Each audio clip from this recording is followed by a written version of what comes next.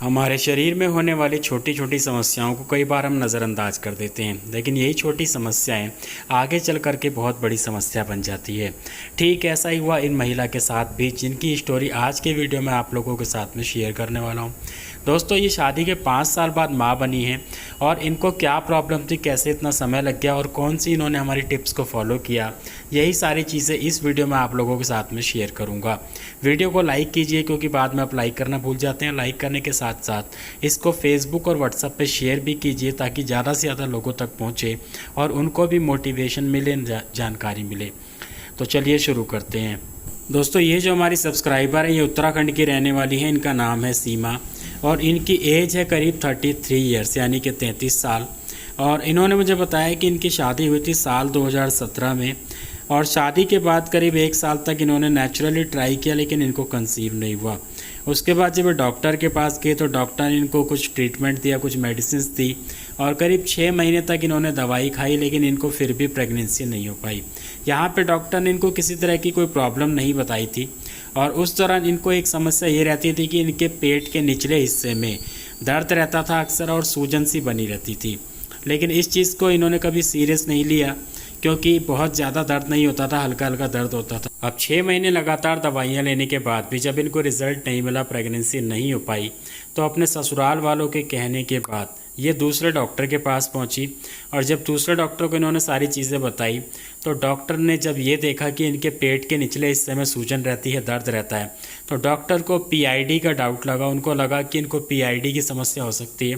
दोस्तों, पीआईडी का मतलब है पेल्विक इन्फ्लामेशन डिजीज़, जो कि पेट का जो निचला हिस्सा होता है, इसको पेल्विक एरिया कहा जाता है। वहाँ पे सूजन होती है, इन्फ्लामेशन होता है, तो उस कारण से बहुत सारी समस्याएं आती हैं इनफर्टिलिटी की। तो उसके बाद डॉक्टर ने इनको सीधा सीधा एचएसजी करने की सलाह दी। दोस्तों, एचएसजी होता है स्टेरोसर्पिंगोग्राम, जो कि ट्यूब की जांच होती है, ट्यूब का टेस्ट होता है, और उसमें पता लगाया जाता है कि ट्यूब में कोई ब्लॉकेज तो नहीं है या फिर किसी तरह की कोई समस्या तो नहीं है। तो डॉक्टर ने जब इनका एचएसजी किया तो उसमें जो है इनकी ट्यूब में ब्लॉकेज पाई गई, पेल्विक एरिया में सूजन थी, इन्फ्लामेशन थी, तो इस कारण से इनकी ट्यूब में ब्लॉकेज आ रही थी। तो अब हुआ क्या कि डॉक्टर ने इनको बोला कि देखिए, आपके पास 2 तरीके हैं, या तो आप जो है इसके लिए सीधा सीधा या तो आप लैप्रोस्कोपी करा सकते हैं। दोस्तों, लैप्रोस्कोपी में क्या होता है कि दूरबीन से छोटी सी सर्जरी की जाती है। इसमें ट्यूब ब्लॉकेज को खोलने का प्रयास किया जाता है। कई बार ट्यूब खुल भी जाती है, कई बार नहीं खुलती है, लेकिन उससे ट्यूब खोलने के बाद प्रेगनेंसी हो जाएगी, इस बात की कोई गारंटी नहीं होती है। लैप्रोस्कोपी में 50-60 हज़ार रुपये आसानी से खर्च हो जाते हैं। तो लैप्रोस्कोपी के लिए डॉक्टर ने इनको बोला, और दूसरा ऑप्शन था कि आईवीएफ कराइए। तो इनके पास इतना बजट नहीं था कि ये आईवीएफ करा सके, तो लैप्रोस्कोपी के लिए सोच रहे थे। लेकिन लैप्रोस्कोपी में जब डॉक्टर ने इनको बोला कि इसकी कोई गारंटी नहीं कि प्रेगनेंसी हो ही जाएगी या ट्यूब खुल जाएगी, तो फिर इन्होंने लैप्रोस्कोपी का भी विचार छोड़ दिया। उसके बाद डॉक्टर ने इनको बोला कि आप कुछ दिनों की दवाइयाँ लेकर के ट्राई कर सकते हैं। तो इन्होंने करीब 5 से 6 महीने उस डॉक्टर से भी दवाई ली, और दवाई लेने के बाद भी इनको कोई फ़ायदा नहीं हुआ। उसके बाद ये नेट पे तरह तरह की चीज़ें सर्च करती रहती थी, रेमेडीज़ चेक करती रहती थी कि शायद कोई ऐसा ट्रीटमेंट मिल जाए कि जिससे ये कंसीव कर सके। और इसी तरीके से सर्च करते करते यूट्यूब पे पहुंची, तो इन्होंने हमारा वीडियो देखा, और वीडियो देखने के बाद इन्होंने हमसे बात करने की कोशिश की। काफ़ी समय बाद जब इनकी हमारी बातचीत हुई जुलाई 2021 में, तो उसके बाद इन्होंने मुझे सारी कंडीशंस बताई। तो मैंने इनको कुछ टिप्स दी थी, जो कि मैं आप लोगों के साथ यहाँ पे शेयर कर रहा हूँ। टिप नंबर 1 है फर्टिलिटी मसाज। दोस्तों, जैसे कि आप लोगों को मैं बताता रहता हूँ कि ट्यूब ब्लॉकेज हो, या फिर पेट में सूजन हो, या यूट्रस में या फिर ओवरी में किसी तरह की कोई प्रॉब्लम हो, तो उसके लिए आप फर्टिलिटी मसाज कर सकते हैं। फर्टिलिटी मसाज कैसे करनी है, इसके लिए आप ऊपर आई बटन पर क्लिक करेंगे तो मेरा वीडियो मिल जाएगा, उसमें मैंने खुद से करके दिखाया, आप उसको देख के सीख सकते हैं। क्या परहेज करने हैं, क्या उसका समय रहेगा, क्या टाइमिंग रहेगी, ये सारी चीज़ें आपको उस वीडियो में मिल जाएगी। तो इनको जो है मैंने फर्टिलिटी मसाज करने के लिए एडवाइस किया था।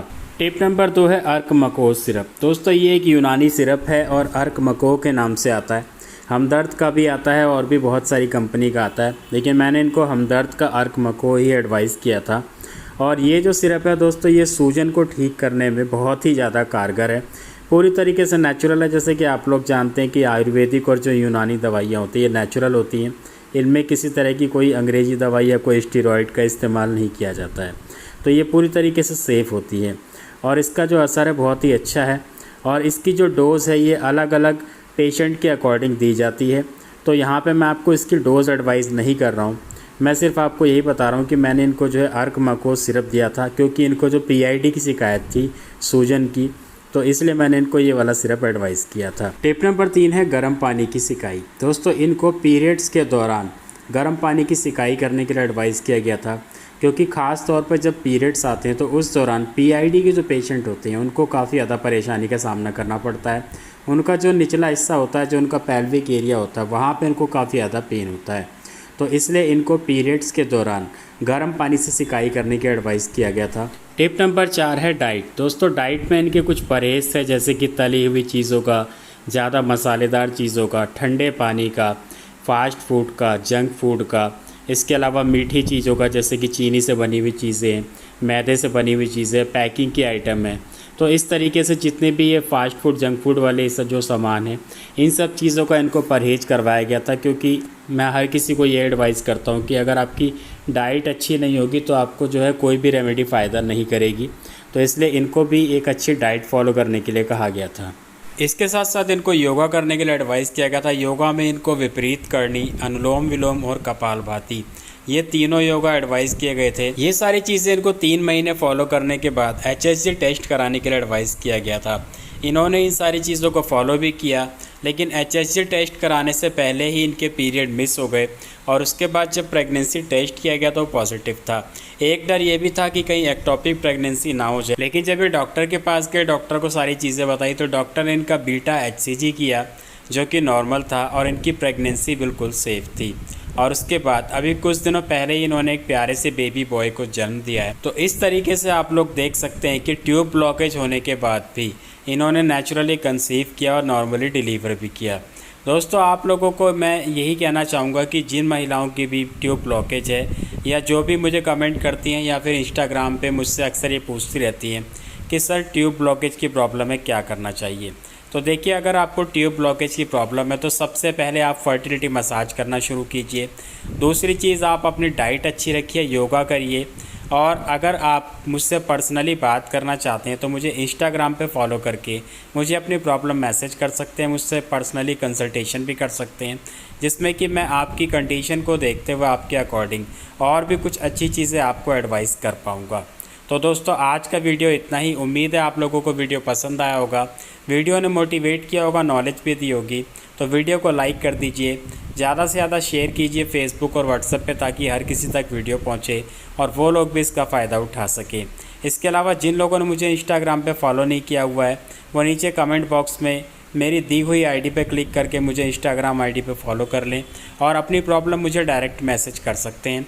इसके अलावा थोड़े थोड़े दिनों में मैं बीच बीच में इंस्टाग्राम पे लाइव भी करता रहता हूँ, तो आप अपनी प्रॉब्लम के बारे में अगर जानकारी चाहते हैं तो मुझे वहाँ पर भी ज्वाइन कर सकते हैं। इसके लिए आप मुझे इंस्टाग्राम पर फॉलो कर लीजिए ताकि आपको नोटिफिकेशन मिलता रहे। मैं मिलूँगा आपसे अगले वीडियो में, तब तक के लिए अपना ख्याल रखें।